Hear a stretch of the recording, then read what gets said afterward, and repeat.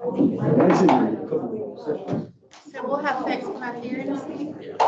Okay. All right, I'm going to call us to order again, just because we weren't on video, and because I like to call us to order. So I'm going to do that as many times as I can. I want to thank everybody for being here today for the February Staff Senate meeting. Can you believe we are here in February? I made a bunch of notes today, so forgive me if I read some of them. I wanted to make a note that this is the 8th meeting. Oh, do I speak in or call to order? All of a sudden, I lost my brain. Okay. So this is our 8th meeting out of the 12 that we're going to have this year. It's flying by. You have 4 more months in this year of your term to stay busy and build a legacy as the inaugural Staff Senate. Think back to why you wanted to serve and what was it that you hoped to accomplish. I'll give you a second. Think about it. Why did you put your name in the hat? What did you want to accomplish? Have you done it? If not, have you started to make a plan for how you will? Have you met other senators? Have you shared your idea with them? Have you encouraged them to share their ideas with you? What senator would you partner with to accomplish what it was you wanted to do? Some of you have really used this opportunity to shine, and I am so excited for what you've done. And if you feel like you're a senator that's still looking for your chance to glow, I would ask you to reach out to one of us. We're all there for you, and we all share a common goal of wanting to serve the staff at this university. So wherever you are on that spectrum of shining to a little glow and want to glow more, make sure that you reach out to us and let us know. I want to take a minute to thank Lauren Smith again for her role that she played in the presidential search. She was invaluable to us on that committee, and then in the information she was able to share otherwise. So if you get a moment to reach out to Lauren by phone or by email and thank her for that, please do. She was under a lot of pressure during that. I want to thank Senator Joe Fortune for serving on the panel as the elected.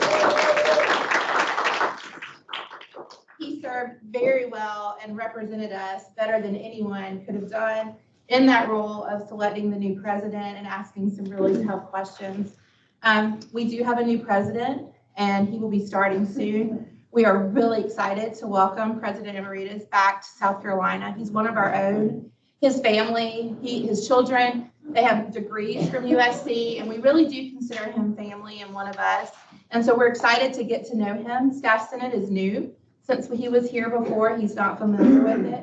And so we look forward to introducing him to this body and what we do. If you have an opportunity to introduce yourself, I would encourage you to certainly do so. A quick note that if you have intentions of not serving the 2nd year of your term, we hope you all will. But let us know that so that that's something we can make sure that the membership committee knows when we're doing elections. Again, we hope you'll all be back. You'll be serving under Rashandra James as president, and she's going to do a phenomenal job. So it's something you won't want to miss. As I mentioned, I'll be on the back row lobbing jokes and, I don't know, spitballs or something, but she'll do a really great job. Many committees are being formed on campus, either in the colleges to search for deans, university-wide for leadership. And so these are major roles that are going to set the stage for our university in the coming months/years, we hope. If you see a void in staff representation, I would ask that you reach out to whoever's coordinating the committee and ask them if they could consider putting a staff member on the committee. Those don't all have to come from me. If you want to forward it to me and I'll ask, no shame, I'm happy to do it. But I think when it's in your area, your unit, if it comes from you as the senator, and say, you know, I'm your staff senator and I just wanted to ask, can we have representation? I would encourage you to do that. Today we're going to hear from Dr. Jason Stacy at the end of the meeting, and I hope that you all have questions and comments from your constituents and are going to be able to ask him questions. He's not going to show any slides or anything. This is a chance just to ask, answer questions for you all and provide information. I've been sharing the updates with student government on the team site for legislation they're passing. They've asked me to let you know, if you see something that you like, reach out to them. If you want to come along beside them and support them, they're happy to have you. And then if you want to consider writing your own legislation as a staff Senate body on those items or others, please feel free to do so. I'm going to speak for our parliamentarian that I know he would be happy to help you with what the appropriate way to do that. Somebody's whispering to me from above. I know he would be happy to support you in that. We made a commitment to each other very early on, maybe the first week or during the orientation, that we weren't going to let not knowing how to do something or our fear of doing something new keep us from being the staff senate that we are. So that still stands. Don't be afraid to reach out and ask a question in a meeting just because you don't know the right way to do it. You might get told next time do it this way, but we are going to learn together. And so I would hope that that's the case with legislation as well. And then lastly, I just want to take a minute to ask that all of you are taking care of yourself. We are about to move into a third year of pandemic mode. We've lost loved ones. We've taken care of sick family members while trying to keep ourselves and others well. We've kept things going at work and at home and at work from home. And we've done a really good job of it. We've been tired. We've been frustrated, sad, angry, mixed with grateful, resilient, innovative, and downright dedicated. I hope you'll all pat yourselves on the back for a job well done and know that it's okay to give yourself a break when you need one. There are resources on our campus that are here to serve you. We wouldn't have those resources if there weren't a lot of people that needed the resources. So be sure to reach out with what you need.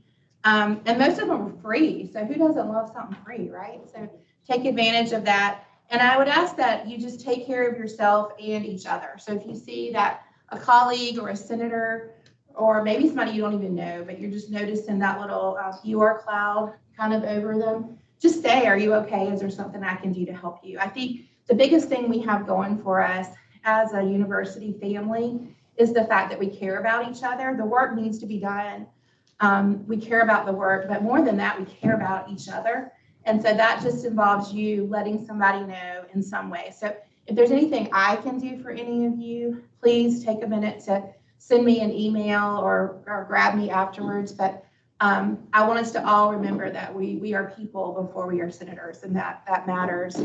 One last thing that I will do is, they were here with us last time, but it was virtual, is recognize that my class is here with me this afternoon. Excited to have them. Yes, we can clap for them. They put up with me on the weekly, and so yes, we can clap for them. They are part of a program for organization, administration, and governance out of the College of Ed, and it's a mixture of master's students and PhD students who are interested in working in a higher ed environment. So they've been encouraged to check out board meetings from the Board of Trustees, faculty senate meetings, and then they came with me today to watch us in action to see if this is really what they want to do, and I think that it is. So does anybody have any questions about anything that I shared? If not, then we will move right along. Internet, do we have enough to conduct business? We do. We have a quorum. Excellent. So we have a quorum. That tells me we can move forward. Have you all had a chance to read the minutes? We'll need to, any changes or additions that anybody needs to make? Then if I could have a motion to approve the meeting minutes from the last meeting. It's a lot of M's. We got a first and a second. All right, am I driving, Antonio, or are you? I'm driving. You're driving? Okay, speed up, go faster. All right. Oh, all in favor? I forget that part every time. All in favor of accepting the minutes from the last meeting? No. All in favor? They did it. Okay. Tyson, you're next. Oh, yeah. You ready? So just briefly, we're not voting on any amendments today. Just want to introduce two that have come to the executive committee and the bylaws committee. The first, this one was vetted by the bylaws and executive committee. It was a request from the staff policy and welfare committee to change that name to staff policy and well-being. So changing welfare to well-being. The bylaws committee unanimously approved it. The executive committee approved it. So this is your notification of that. Then we will vote on that as a committee next meeting. So this is to meet the bylaws. This is your information on that. If anyone has any questions, please feel free to reach out to me, any member of the bylaws committee, or the current staff policy and welfare committee. So that was number one. Number two, the executive committee approve this, and then the bylaws committee will discuss it at its next bylaws committee meeting. And that is to allow the president of the staff senate to appoint ex officio members to the executive committee. So non-voting members to the executive committee. The two that are currently in mind is a web official and a technology official. As we've gone through the first year, we've realized that that's a bit of a gap that we need some expertise in. That's not really something that those of us who are not well versed in these areas can learn on the fly. So we certainly want to lean on our colleagues who do have expertise in that area. So the bylaws committee will review that at our next meeting, and then we will bring it to the full Senate body. So those are the two things coming that will be presented to you soon as it relates to amendments and bylaws. Does anyone have any questions? If anything pops up, please just reach out to myself or any member of the two respective committees. So thank you.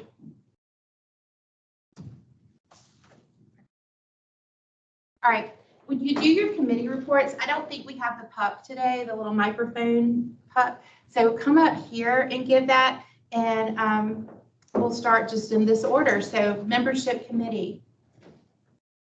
Good afternoon, I'm Senator Barry. We do not have a report from the members.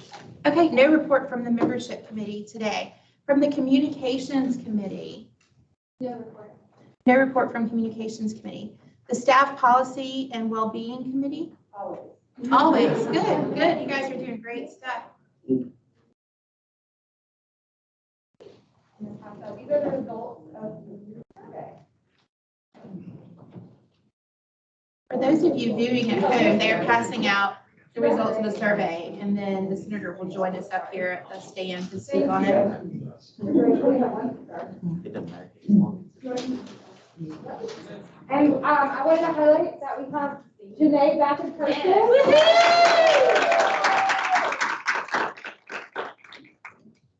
We're so excited Janae is back in person. I'm just gonna, can I go to the Google chat? He's driving. Antonio is on the front row. Antonio, could you help me pull this up virtually? It's on the team's general channel. Okay. I don't want to mess with yours. No, you're good. I think all the space. We've got all the people up here.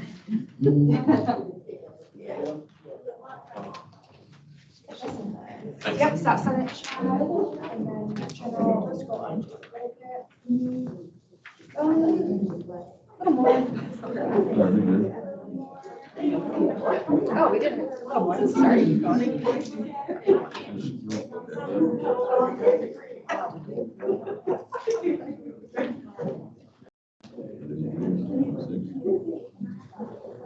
Oh, I'm sorry, maybe go here.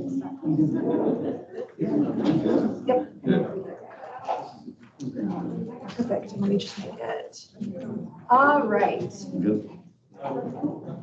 So as you all, and I appreciate your participation in this, we shared this in our committee channel that you can go to, and I would say download past your constituents to share the feedback.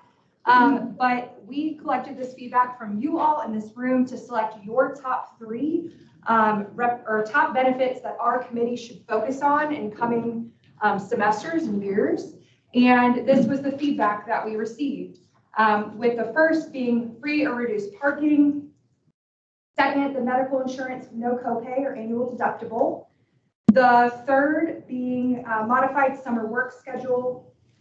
Fourth, make sure I'm saying this right, better dental coverage. And then kind of tied with fifth is the flexible use of sick leave as wellness leave, as well as paid parental leave. And so what this committee is going to do this coming Thursday, we have our committee meeting, and we are going to focus on these top 5/6, because of the tie in number 5 areas, and really see how we can partner with other committees on campus, like faculty senate, as well as with their policy and welfare group, looking to see even with student government, how we could potentially partner, working with campus officials to hear how can we make some movements in these areas that we have learned from our constituents need focused on. And so we have invited Vice President Agardi to our meeting this Thursday. I'm still just awaiting feedback, but hopefully we're able to chat with her on the HR side of the house with what can we do with her team to advocate on the state level when it comes to PIBA, with health insurance and those bigger level items. This feedback is awesome for our committee, but my biggest thing that I want to share with you all is just whatever feedback you got from your specific areas, please use that to talk with your leadership about possibly what you can do internally as well. And you can come chat with our committee. We're more than happy to support if there's other bigger areas and specific zones with staff around campus. But I think it's so important to take your role and to advocate for what you found with your constituents as focus areas that you can work towards. Just because our committee might not highlight the focus based off these results and maybe what your constituents really wanted to see, doesn't mean it can't happen. And so I wanted to make sure we really reinstated that and just shared that, because I know there are so many areas that we can grow, but that is luckily in the inspirational just input that Shelley shared this morning of figuring out how can you with your constituents really help support their need for growth and advocacy. And so we are really excited to dive into this on Thursday, but wanted to make sure that you all have it, can see it online, and then just know that this is kind of where we're going to focus, and then figure out for our committee members who kind of wants to take lead and trying to connect with learning more about some of these bigger areas that we focused on. We'll update the group moving forward from here on most of these items, or at least where we're at and what we're hearing. But otherwise, we're going to make sure that we just keep going with the path that we have set forward. Does anyone have questions about the feedback or next steps? Awesome. Well, thank you all so much for your time, and we're really excited to have this. I'm gonna pass it. Hey.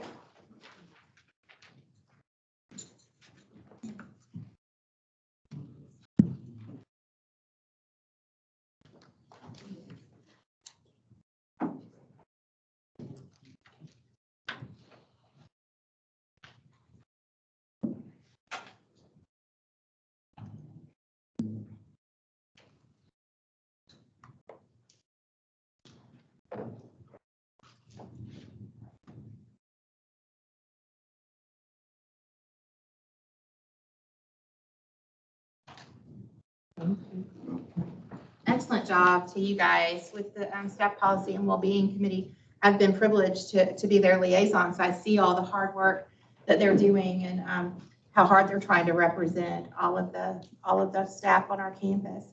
Next up, professional development. No report. No report today. Community project.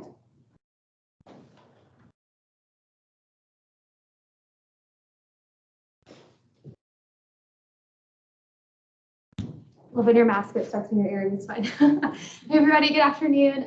We just wanted to update you all that for community projects, I know we've talked briefly before about our top 5 drive idea. It was originally scheduled and slated for this month of February. But after speaking to leadership in the Gang Park Pantry, they actually had a number of opportunities for food drives this month. And so we're actually going to focus on next month. And so just stay tuned with that. We're actually hearing back from their student staff leadership tonight. They have a meeting, so we're going to hear from them tomorrow, as well as their other leadership. So we will have more information on that specific drive, but just a reminder that that's going to be specifically for you to take back to your areas, your offices, your departments, to try to get other people involved in really pumping everything that we can and making sure that we have enough stocked in the pantry on campus for not only our students, but also our staff and our faculty. So any questions about that? Anything else from our committee that follow up? Okay, thank you guys.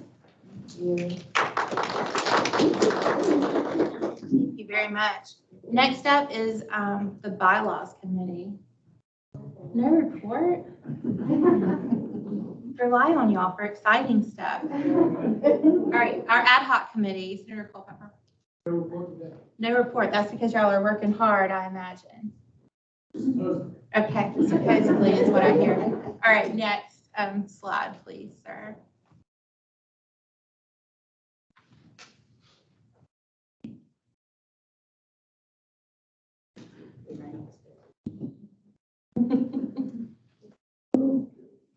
Do without technology. Can you imagine what would it be?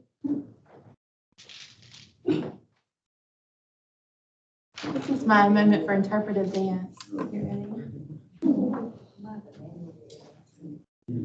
I'll take this moment to remind you that today is the deadline to send in your materials if you're interested in one of the officer positions.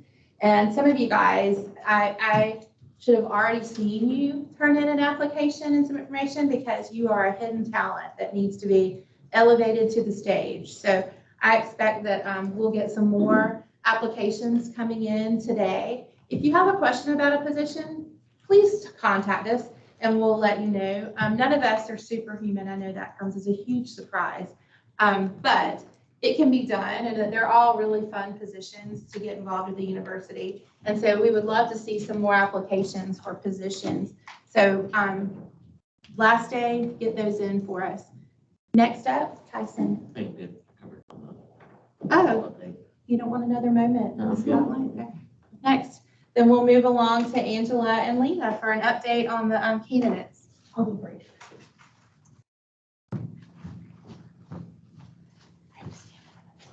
Yes, we can Okay. hear you.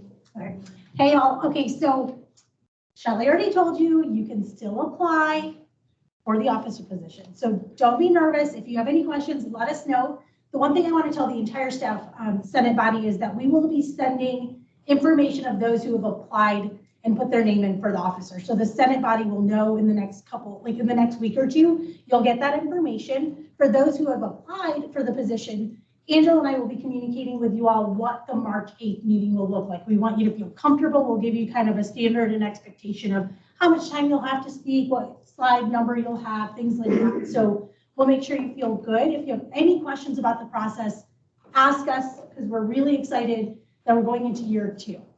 So Angela and I will roll off. Shelley kind of takes over. We'll be here in support, but we're very excited to see what will come in year 2 of Staff Senate. Will you answer general? I've gotten a good many questions recently about the senator election process and how that will work and changes from last year.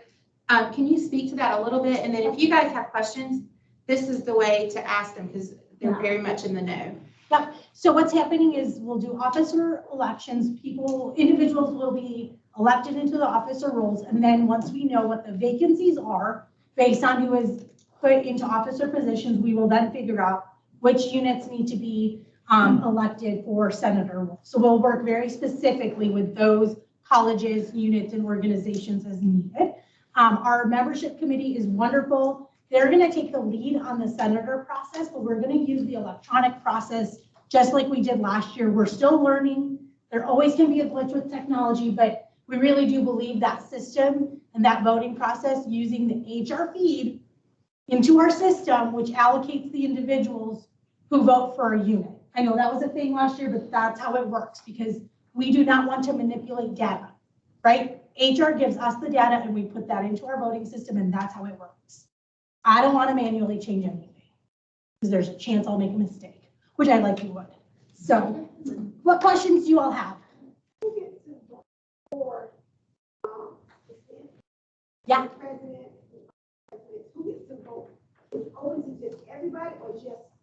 Just you all. Because this body, so many organizations will have their officers elected through the current Senate body. So the individuals who already have served in the position are the ones who would vote for the positions going into it. But for senators, it opens up to the entire unit. So if university housing has, or if student affairs has positions, all of student affairs would vote for those Senate seats. Great question, Ms. Fay. What else?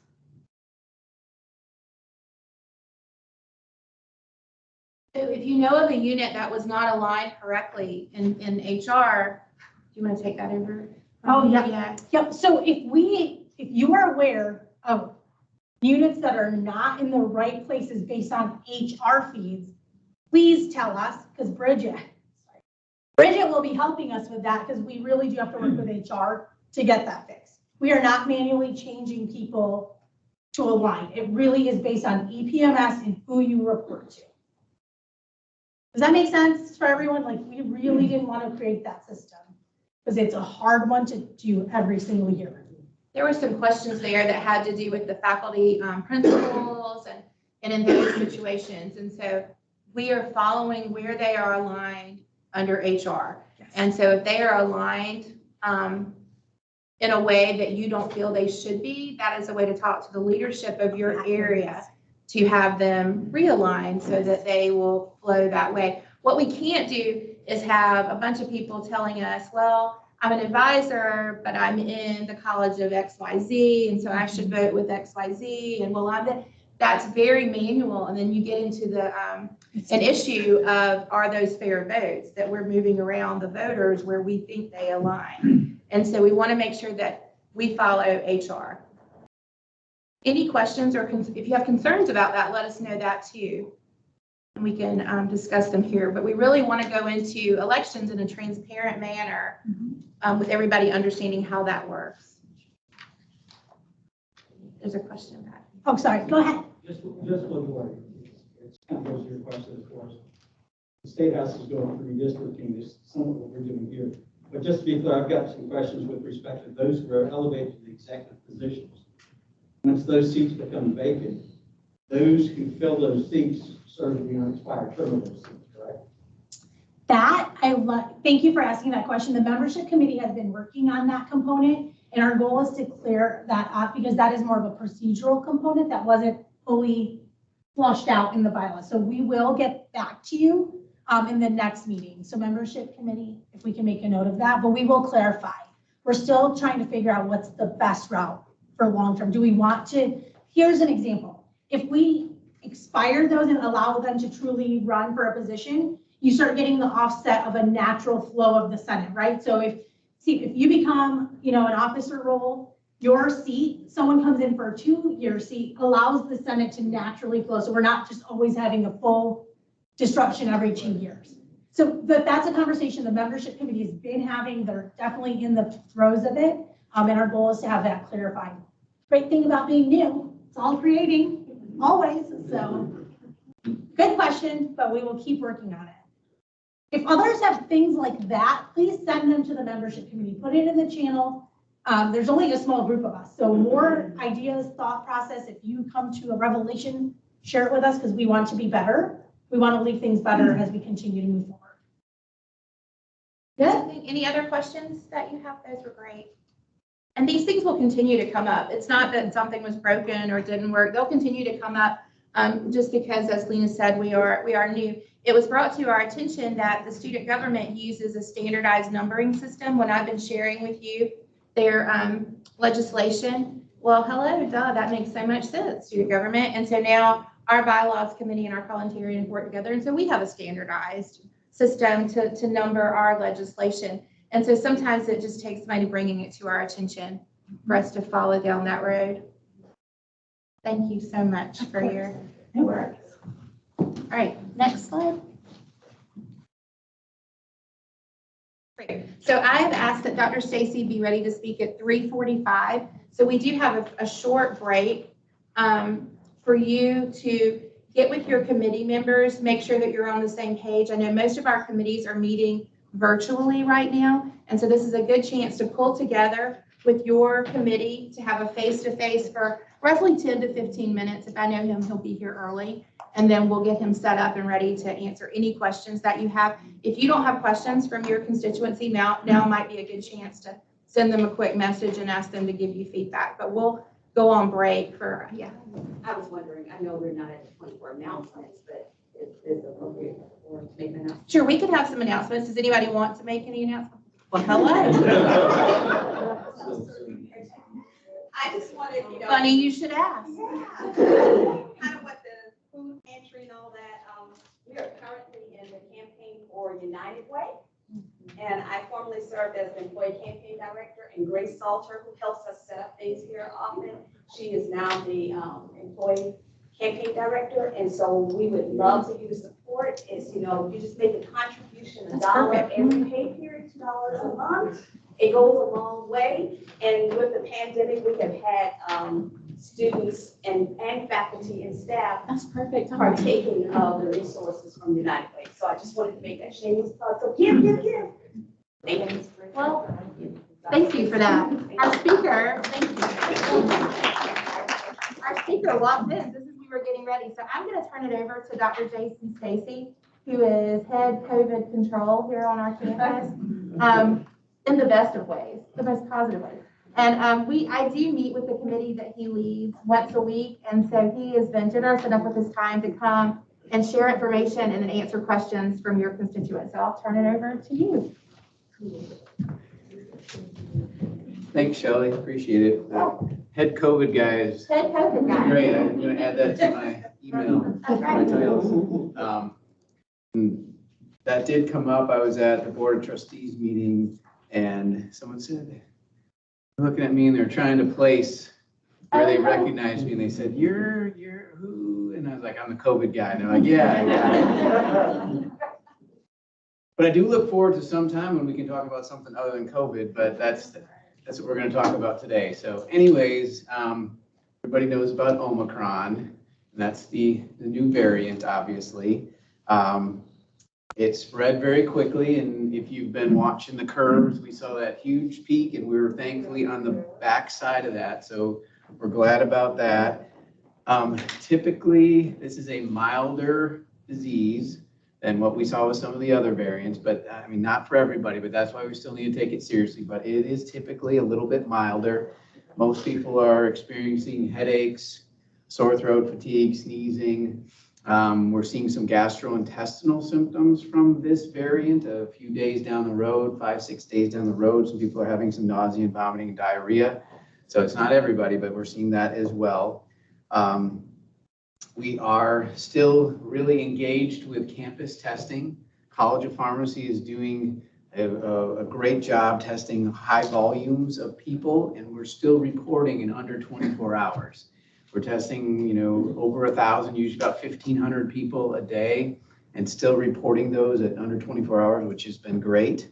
Our campus testing, we peaked on January 17th when we had over 400 infections in one day that we found on campus, and that was just through our College of Pharmacy. That's not including what happened in the Center for Health and Wellbeing or people that were testing at home. So that was a large number of individuals. We had a 24.6% positivity rate that day. So that was a lot, but thankfully I can tell you yesterday our testing came back at only 2.7% positivity rate. So that pleased to be able to tell you that. We're seeing other forms of data that are suggesting we're on that downside, not only nationally, but what we're seeing in the state, but also on campus. University Health Services, our patient numbers have gone down because people aren't as sick right now. Testing in clinic the numbers have gone down. Our wastewater data has also shown we've seen a decrease in the amount of virus on campus the last 3 weeks as well. All good stuff. When we hit this surge, contact tracing was one of the big lifts. It was one of the important things we needed to do. We shifted staff members to focus in on that because that's what 400 positives in a day. We had to try and reach all those people and let them know what was going on. We changed our priorities. We prioritized the students that were living on campus as our first contacts. And the ones that were living that are from out of state, we contacted them first to get them moved into our isolation dorm. We prioritized our students who are on campus but lived out or in the state to call them up, tell them time to pack up your stuff, go home with mom and dad. And then we got to our employees and our off-campus students. That's how we managed getting through that huge surge. We've also modified our isolation guidelines based on the new CDC guidelines to be that 5-day isolation, where day 0 is the day you test positive or day of your first symptoms, 5 days of isolation, and then tight-fitting mask. If your symptoms are resolving, you can come back to work, back to school, back to whatever you need to do. So that's based on science. They've found that this virus spreads faster, but it also, the days you're most likely to spread it are 1 to 2 days before you get symptoms. So that's the difficult part, but then also about 3 days after those symptoms. That's why we changed to that new 5-day isolation and quarantine plan. We look at our vaccination rates across the U.S. Fully vaccinated individuals. That means those 2 doses of our messenger RNA or 1 dose of your J&J. 63% of individuals have done that across the country. In South Carolina, we're closer to 53%, but our on-campus data is much better.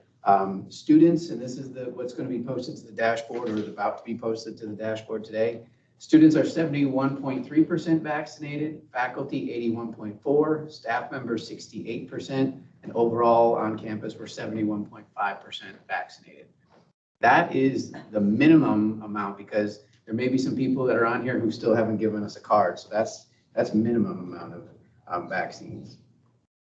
Boosters are still available because that is actually the best protection that you've got against Omicron is actually getting boosted and actually preventing you from ending up in the hospital and ending up having worse problems from COVID. And so that's going to be 5 months after either Pfizer or 5 months after your second Pfizer or second Moderna or 2 months after your first J&J. Masking is the next thing I'll jump into. Obviously, not everybody loves it, but it is really a great mitigation tool. Hardly seen any flu on campus. We think that's because of the masks we've been wearing. Flu seasons these last 2 years have been almost non-existent. So that has been a good thing, but keep wearing the masks for right now. And people are saying, well, what mask do I need to wear? Really, any mask is better than no mask.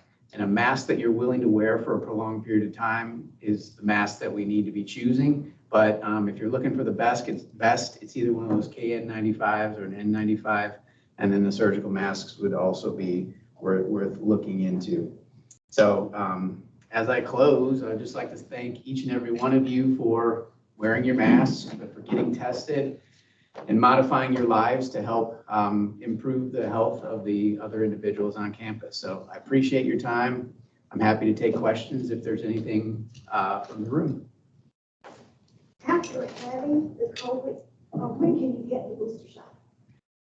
Thanks for that question. At the Center for Health and Wellbeing, any day of the week between 9 and 3 o'clock. You can walk. So like you're positive. Oh, I'm sorry. I didn't hear the beginning of it. I apologize.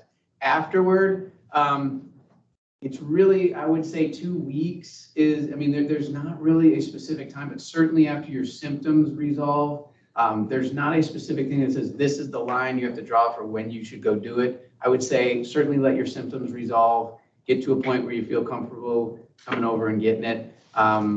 2 weeks is a reasonable, but there is some immunity that you're going to receive from recently having it and having had 2 vaccines.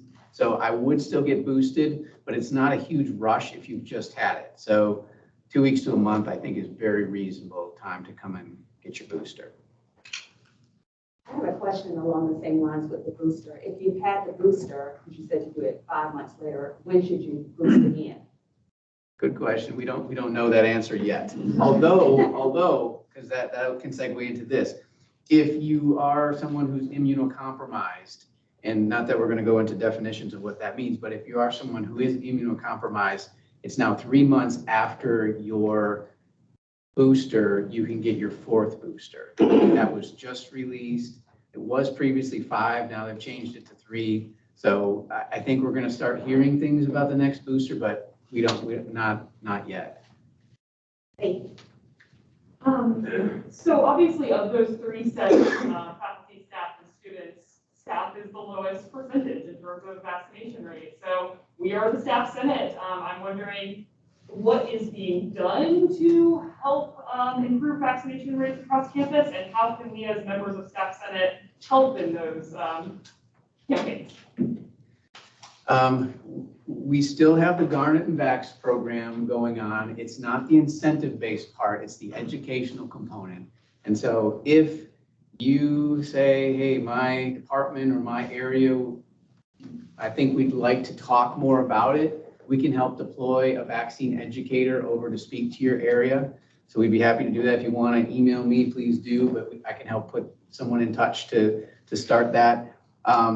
That is one of those kind of $1 million questions of how to help people who aren't sure. I think most people right now, they've made their decision. So how to motivate the last 30%?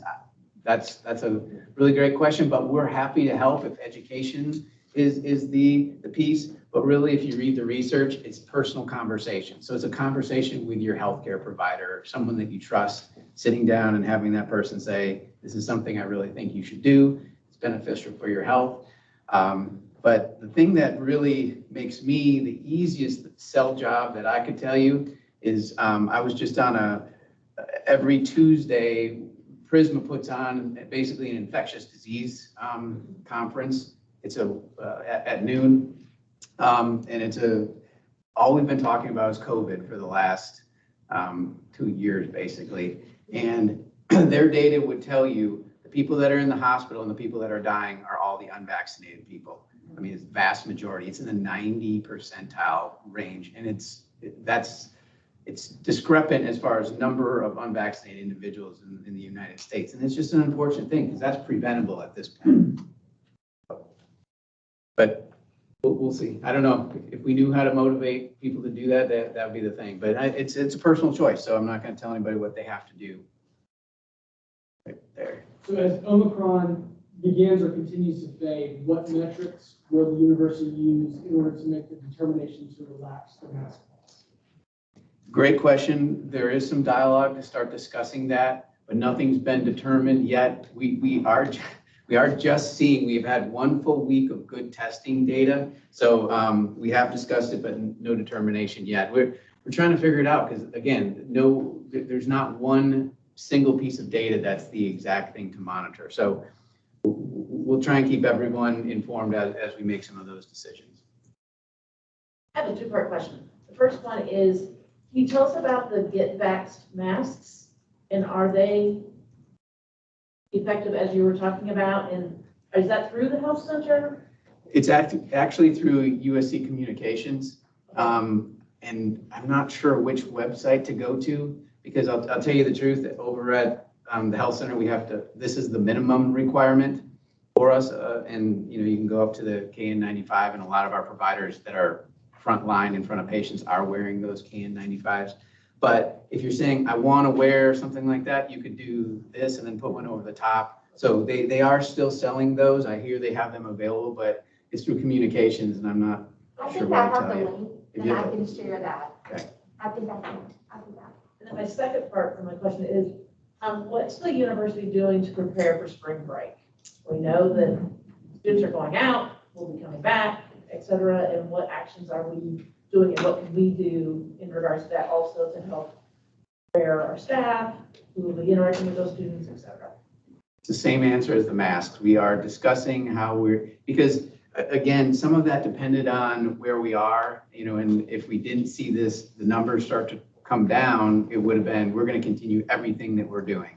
And so now that we're seeing the numbers come down, we're starting to have these conversations of, okay, now what? And do we modify? And if the answer is yes, then when? And so we're having those conversations, but we are aware spring break's coming up. We are aware students are going to go and they are going to come back. So there will be some form of testing continued, masking, there will be masking, but it's just a matter of where and whatnot. So we're having those conversations.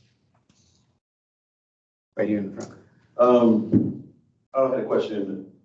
As late as, I think, mid-January, they were allowing dependents to test here on campus. And then they told me that they stopped with allowing dependents to come and test on there. Is there any sign or any type of revisiting that privilege? I'll have to check because I thought we were still allowing dependents to test over at Synovus.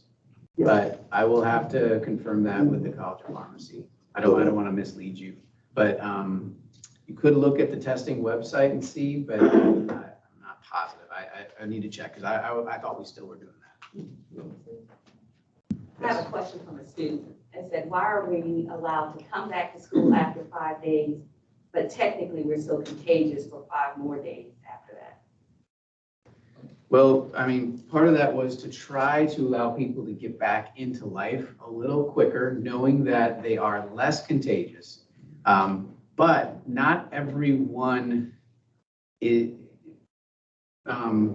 expels the virus at the same rate. Some people are infectious for a really short period of time or hardly at all, even though they'll test positive. Whereas other people can still remain positive, but not necessarily even shed virus. So it's to try and take the science and do the best that we can with allowing people to get back to life a little bit quicker and still be, respectful of others. So the tight fitting mask is really the key because it's called source containment. So if you're wearing a mask and you cough and it's tight fitting, it's not going as far as if you're maskless.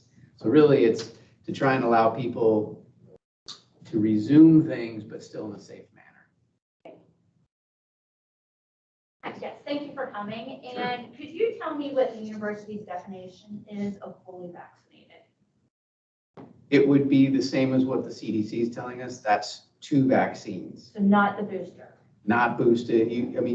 You're fully vaccinated with your 2 vaccines, but you're up to date when you get your booster.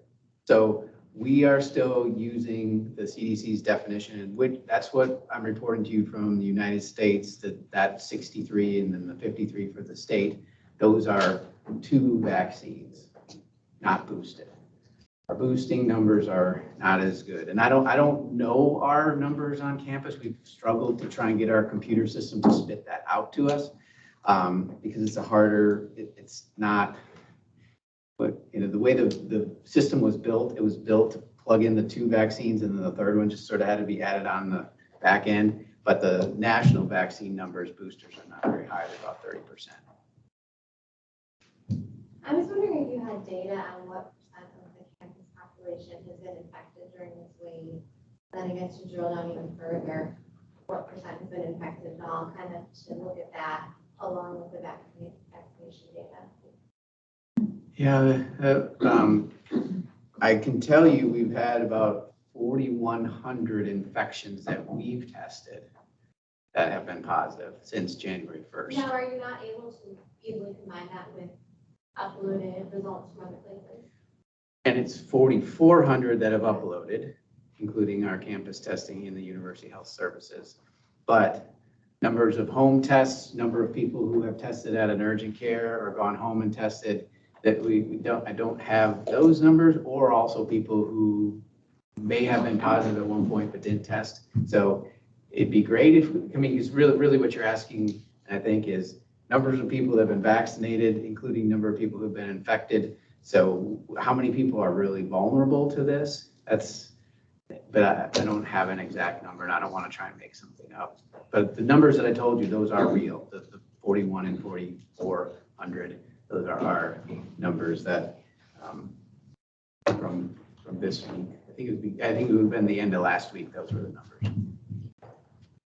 Over there. In your presentation, you spoke of the focus when we came back from the holidays being on the student contact tracing. In the event, say for instance, we come back from spring break, how can staff be a focus of contact tracing as well? Staff are getting contact traced, and they were, but what we came to find, most staff members who knew that they were positive already were staying home that day. We would be calling them because it's the next day, and most staff members who tested would find their results by 8 in the morning and they would just stay home.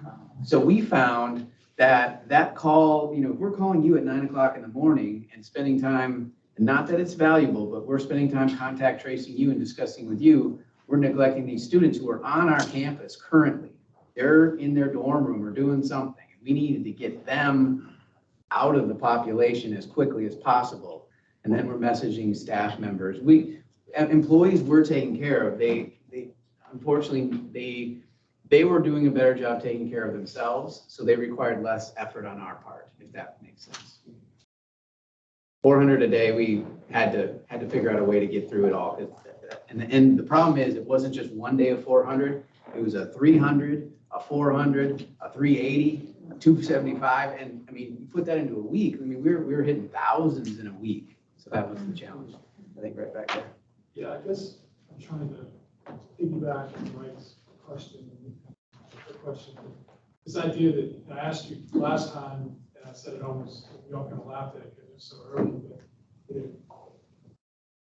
but I said I didn't want to hold you to it, but I kind of want to hold you to it now. This whole concept of our percentages aren't changing much with vaccination. We know we've probably got some additional people that have been infected but not vaccinated. There's some number north of 70% in there, and they're sort of revolving around that is just a layman's question of herd immunity, right? And all of that kind of begs the question of, as this Omicron wave dies down, what is it that would keep us doing all the same mitigation measures, or another way to say it is, when do we get back to normal, quote unquote, right? And so it's just kind of like, as the layman looks at it and sees a lot of numbers not really moving anymore, or the efforts that we pushed to get people vaccinated not moving, it's kind of like a lot of people are asking us and wanting to know, when are we going to kind of get back to some normal routines as far as our day-to-day work? You're asking the end of pandemic question. Is there a light at the Well, end of the I'm asking at USC, and I'll say this is the only place, and I'm not being critical, I'm 100% vax, got everybody in my family as soon as possible, wear a mask because that's what's required, all that type of stuff, right? But this is the only place I wear a mask, is the university. And a lot of people I work with say that same thing. And so that is a legitimate question. When do we come out of that like other places we go to?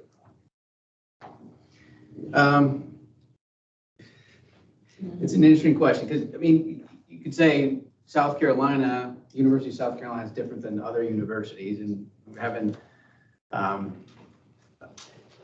that may be unique to certain people, because there are certain people that I've spent and they're arguing with me that we're not doing enough. And so that doesn't answer your question, but really the end of the pandemic question, that's the hard thing, because I'm finally starting to read literature and hear experts, because yeah, I know something about COVID, but I'm not going to say I'm an expert in COVID, an expert in epidemiology, an expert in virology study. So those people are starting to talk about end game, where do we go from here? And I have to rely on some of that information and try and help the university make the best decisions. We are talking about when can we start relaxing the mandates and regulations, but I don't want to speak out of turn and tell you this is when it's going to happen, because I honestly don't know yet. There's a lot of other people involved in that decision. Is one of the considerations in the planning that many faculty, staff, and our students have children who are not yet able to be vaccinated per the guidelines of 5 and under not yet being vaccinated? I'm wondering if that's part of the consideration, because it should be.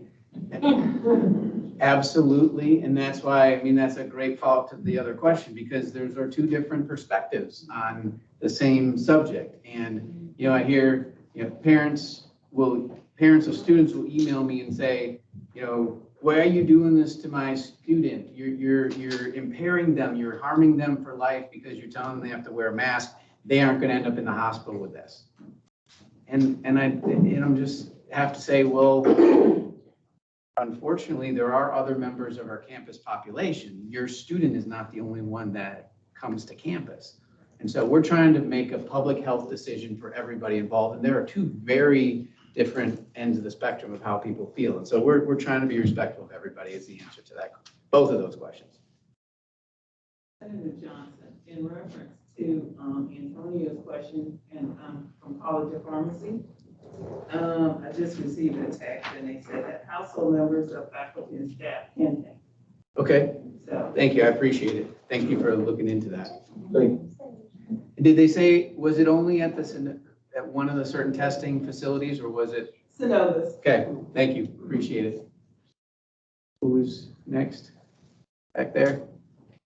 Quick question, just, are the COVID tests done on campus able to distinguish between the different variants? Yes, they can do sequencing, but they've been doing much fewer numbers of sequencing because of the sheer volume and the time it takes to do that. And once we got to a point where everything was Omicron, we kind of basically stopped. If you look on CDC's website, you can map the part of the country that you're in, and Southeast, I haven't looked in over a week, but the last time I was on there, it basically said Omicron is 99.1 to 99.7% of what we're seeing in this part of the country. It's basically all Omicron.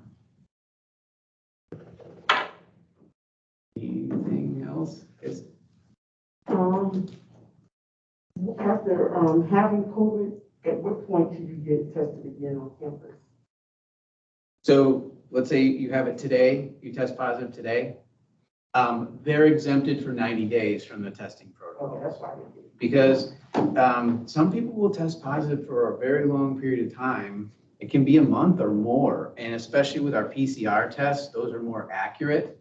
They'll even if you're not shedding virus, you can still test positive on a PCR. And so that's why we don't really want someone who tests positive on day 5 to then say, well, I'm going to test again to make sure I can come back to campus. Well, you're likely to continue to test positive, especially with the saliva test. So we're actually telling, and unfortunately, there's a lot of misconceptions about this, and some of it has changed and evolved as we've learned. But if you're really looking for a test to see, are you currently infected? The antigen test or the rapid test is better for that. But I still wouldn't recommend retesting. That was the question. Megan Passioni, Student Affairs. Are you seeing more on campus, the Delta variant or Omicron really taking over? Is Delta not really as existent with where we're at in our community? What are you all seeing there? We don't think Delta is really a thing anymore. It's primarily Omicron and the ones that they sequenced, but like I said, they've really sort of given up on that because it's time consuming. And when again, it's prioritizing. What's most important? When you're getting 1,500 tests in a day, and you need to focus all the lab's staff members into doing that. And again, they also were dealing with staff members getting sick and having to be out. So focused our efforts on what was most important. And we felt that the quick turnaround time of under 24 hours was of the utmost importance because if someone goes and tests today at 3 and they're positive tomorrow at 8, they can know and get off campus versus if they don't find out till later in the day, they do their normal stuff and then how many people do they infect? So our goal was really to do turnaround time being most important.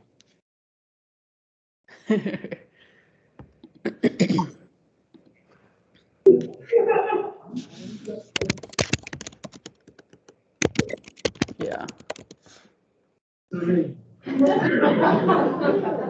Has the university made any data on hospitalizations, deaths among faculty, staff, students from the beginning through now? And if not, is there anything that prevents us from doing that?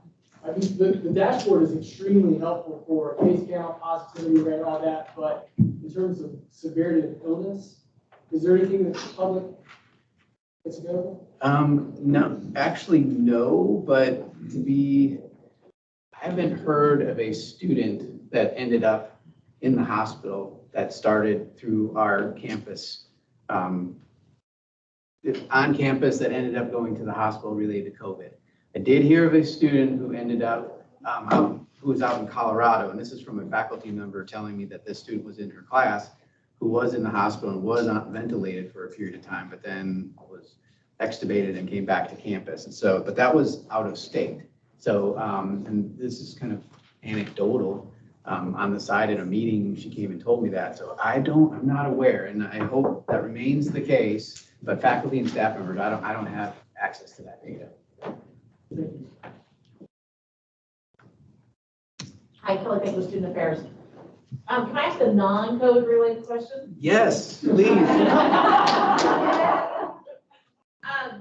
Back last spring and in early summer, staff were told that it was going to be university health services. Okay. And that staff were going to start receiving, and faculty were going to be able to be receiving services.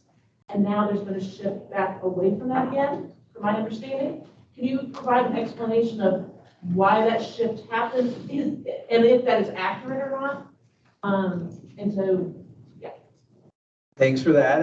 It is inaccurate that there was a shift. Okay. The honest answer is really nothing has changed, and that's honest truth.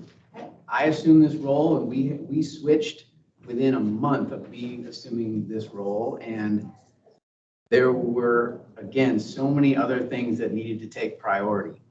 And the long answer to your question is yes, we want to offer more things to faculty and staff, but we're still trying to figure out what are the best things to offer and how to offer them, but also to do it in a way that makes sense to you in a cost-effective and efficient manner. Because we want to make sure that we can take your insurance if you're coming over there for medical care. Because if you come in and you end up with a $300 bill, you're not going to be happy about that. And because currently the way the system works, the University Health Services, the students pay an access fee, and we are out of network for a lot of their insurances, but we have a way to do that, and we balance bill that. But for a faculty or staff member, we don't want to create a system where it leads to negative press and people unhappy with what they get. So there are still things that you can access, including free vaccines, COVID and flu. There's wellness opportunities, and through our EAP, which I'm not sure everyone knows this, but you have access to 6 free counseling appointments. It's not through University Health Services, but it's accessible through the EAP. Additionally, you can get some wellness coaching through University Health Services. You can get your some labs drawn free of charge. We want to make sure that we're doing it well and doing it right. So my plan is we really need to hire a consultant to help us do it right rather than do it quickly and then have people not happy with it. And there are numerous different models and ways to do this. We've started to look at other universities for how they offer it, and there's so many different ways to do it. But we also don't think it's going to be faculty and staff walking directly into the clinic and sitting next to a student in the waiting room, because there's some issues that come up with that, with faculty members saying, I'm not sure I want to, and students saying, I'm not sure I want my professor sitting next to me waiting to get brought back into the clinic. So we have to be conscious of that. Plus that building, the Center for Health and Wellbeing, was built with student dollars, purely financed by all of the students paying a health center fee. So we have to be careful about using that for faculty and staff. Again, that's the transparent, honest answer of we're working on it, but other things got in the way. And it's on the list of things to do. And there are still things you can access, but it's not the whole health center right now. Good question. These have all been great questions and very pertinent questions. This is not a question, but a short feedback that I will allow. It takes a bold person to step into an interim chief health officer role in the midst of a global pandemic. When called upon and to say, yeah, I'm happy to serve. So thank you for everything you've done. And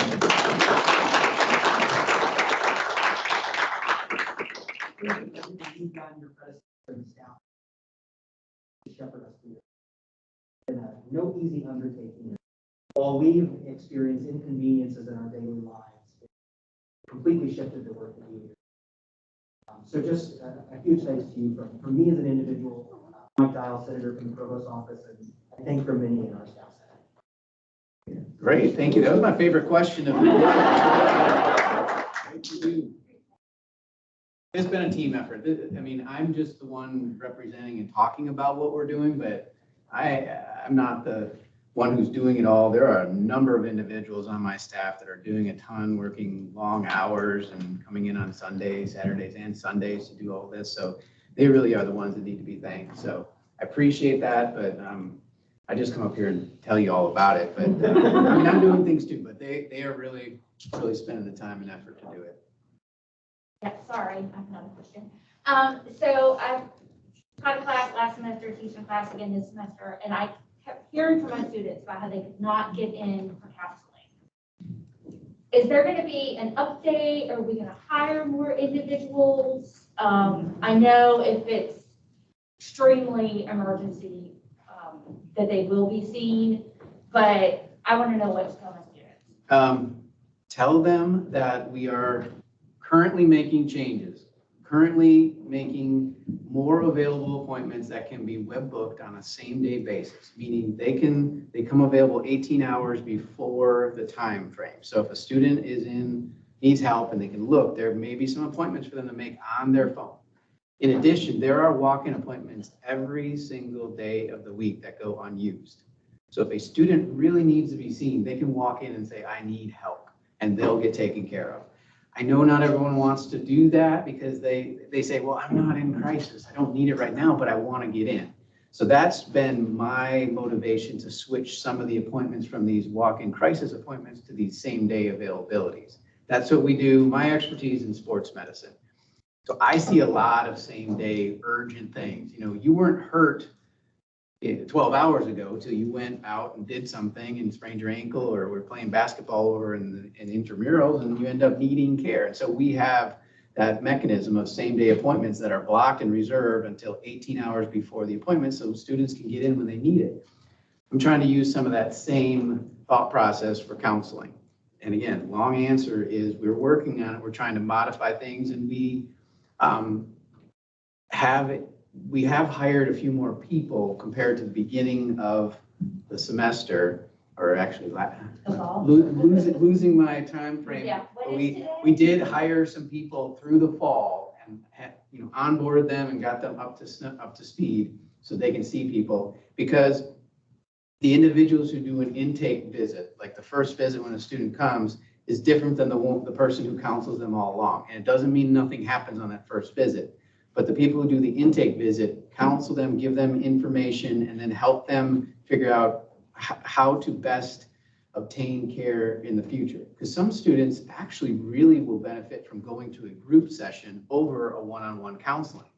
Because some of the issues that they're having are, dealing with other people and socializing and meeting other people, especially all of us are having it because these things influence how we interact. And so some of these individuals need to be routed into a group.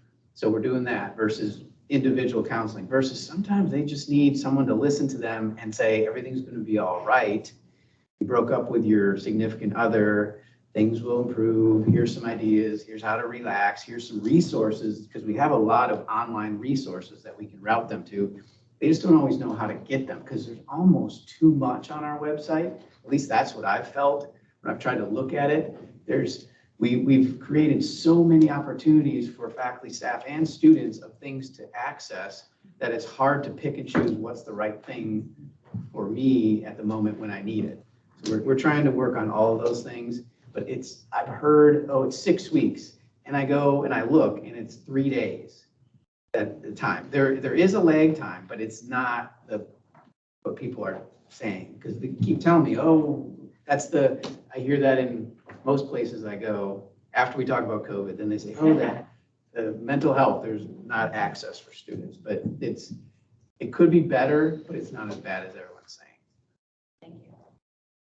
With University Health Services and the updates that Senator Fink talked about, is there a central way that we can learn about the progress of how it's developing and what it's going to entail? I mean, who do you recommend that we reach out to? And I represent the staff policy and well-being committee here, and so it's something that we will reach out about. And so just what are your thoughts on who to connect to, how will your updates about it, how long you might anticipate if there is going to be a vendor involved, that we can tell our constituents, it might be a year or 2 years, what is your anticipated time? Great question. I don't know that I can commit to that time frame yet. I didn't want to rush into something and feel like we made a mistake in doing it too quickly, because there are so many different ways to do this. And it doesn't necessarily, outsourcing is probably not the way, hiring a vendor to come in and do it for us doesn't really seem like the way to do it, because we have access to so many different people with skills on campus. And just looking at the models of what other universities do, there's a lot of different ways to set this up. But also, there was a survey asking faculty and staff members what they wanted, and that was also, people wanted so many different things, there really wasn't one main thing. So trying to figure out what is the most useful way to structure it, but then also make it self-sustainable. And that's another tricky thing, because if you're going to put resources into it, it has to exist and be able to sustain itself with people going to it and receiving care. So there's too many things to really say this is when it's going to happen. As a follow-up, can I just advocate that if you do set up a group or committee to talk about this, if you could, as Shelley has encouraged us to do, have staff representation here. I absolutely will, and I'm going to point to Vanessa Berry right over there. That is one of the things that she's going to be working on going forward, trying to help us do that. Her expertise is in HR over at University Health Services. And so she's, I know, been involved in some of the discussions here. And so that will, sorry, Vanessa, you get to be a conduit for this group into ours, but doing it right, in my opinion, is the most important thing, and doing it in a way that it helps people and that and then can be sustainable. And because we can't finance it from University Health Services. It's just, we have too many other things we're trying to finance. And I use the analogy, we all come to work here and we pay to park. So we support parking services every single day. And so if we're going to have a faculty and staff clinic, it has to be sustained by someone other than University Health Services.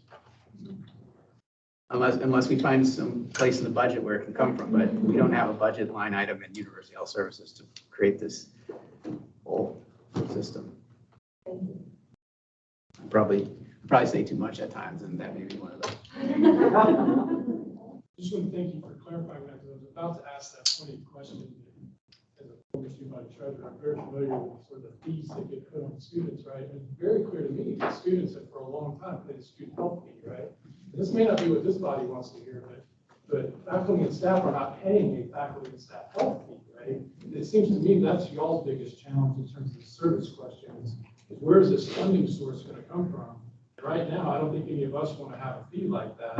So we're really, I imagine the biggest challenge is the administration going to kick in enough dollars to make services like that really available to us without taking away from the services the students are already paying. Sure. I mean, that is one way to do it.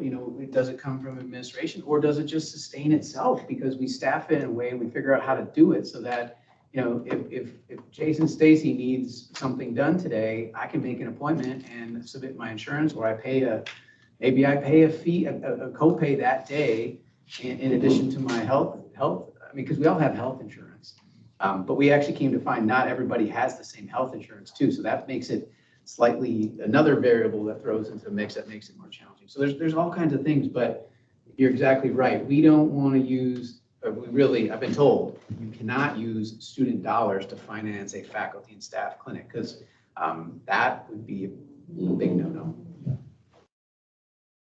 You have gone for 45 minutes now. I need a drink of water. Thank you.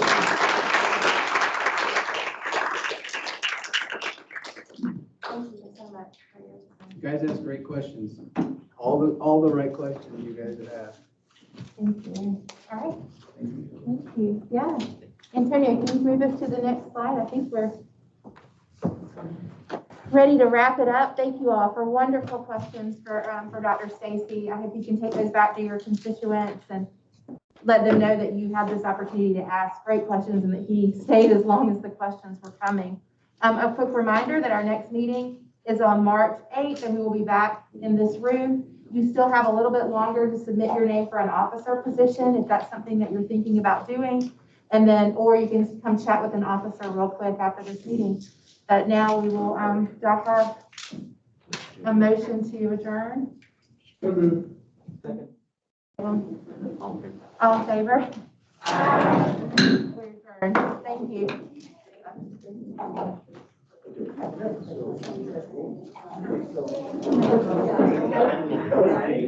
We need to get out of here.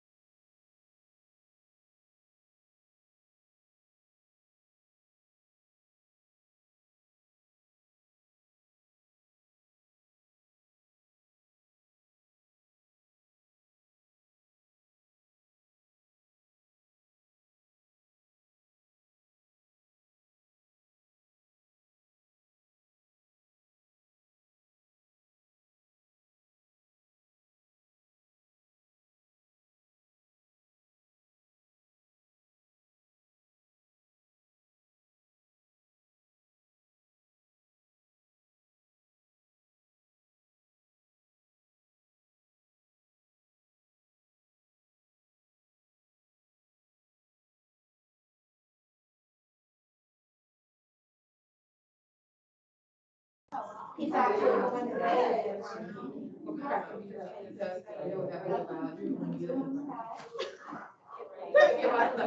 I hope I'm